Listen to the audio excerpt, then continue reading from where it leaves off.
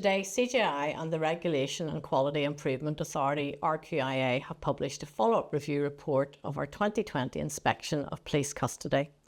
This review assesses the progress made, how recommendations have been implemented and what improvements have been made. This follow-up review contributes to CJI's and RQI's work as members of the United Kingdom National Preventive Mechanism.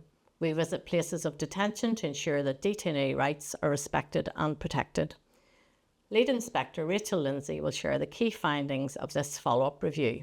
This follow-up review was conducted jointly with RQIA, and the Northern Ireland Policing Board Human Rights Advisor and team also took part in this report. Since the fieldwork was completed and the 2020 inspection report was published, there had been a number of significant events and changes to the delivery of police custody. This included maintaining business continuity during and recovery from the COVID-19 pandemic, changes to staffing in the custody suites, the custody estate, and to organisational structures.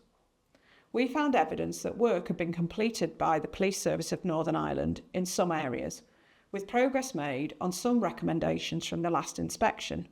However, further work is needed to fully achieve these.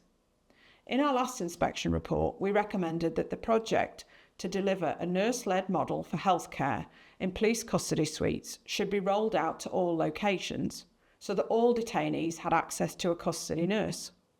It was positive that we found that 3/4 of all detainees could access a custody nurse during this follow-up review. Where healthcare was delivered through this nurse-led model, there was evidence of improvements in the approach to clinical governance, prompt identification of health needs and treatment, and joint analysis of incidents and complaints for shared learning between custody and healthcare staff. Despite the progress that has been made, we found the full implementation of this model to all police custody locations had been delayed. There was evidence of an inconsistent approach to the delivery of healthcare, with varying levels of access to physical and mental health care, coupled with slower response times on some occasions.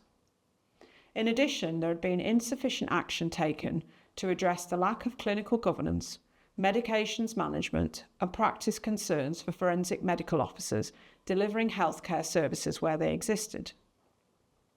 We also found that legislative reforms being brought forward by the Department of Justice to address the alternatives to custody for children had been delayed.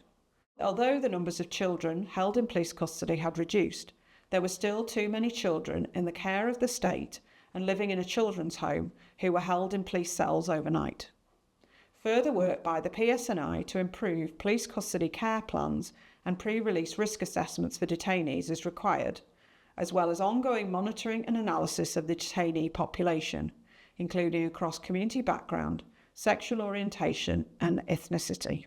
The regular inspection of police custody is an important part of detention monitoring and will feature in future CJI inspection programmes. There needs to be a continued focus on the areas identified in this follow-up review that need action and improvement to ensure all recommendations are fully achieved.